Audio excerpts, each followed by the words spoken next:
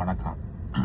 ராஜீவ்காந்தி கொலையில் பொய்யா குற்றம் சாட்டப்பட்டு 31 வருடம் தண்டனை அனுபவிச்சு தான் ஒரு நிரபராதின்னு இன்னைக்கு வெளியே வந்திருக்காரு பேரவையாளர். வெளியில் வந்து அவருடைய சொந்த முயற்சியில் உழைப்பில் படித்து இன்னைக்கு வழக்கறிஞராக பதிக்கப்பட்டிருக்காரு. அதை பார் கவுன்சிலில் அங்கீகாரம் கொடுத்துருக்கு.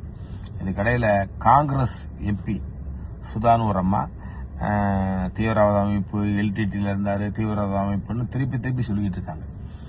16 பேர் செத்து போயிட்டாங்க, ராஜீவ்காந்தியை கொலை பண்ணிட்டாங்கன்னு. ஏமா ஒரு ராஜீவ்காந்தி பலாயிரம் பேரை ஈழத்தில் வந்துட்டு கொன்னாரே, அது உனக்கு என்ன தெரியல? உனக்கு 16 பேரை செத்து போன திருப்பி சொல்லிக்கிட்டே இருக்க நீ.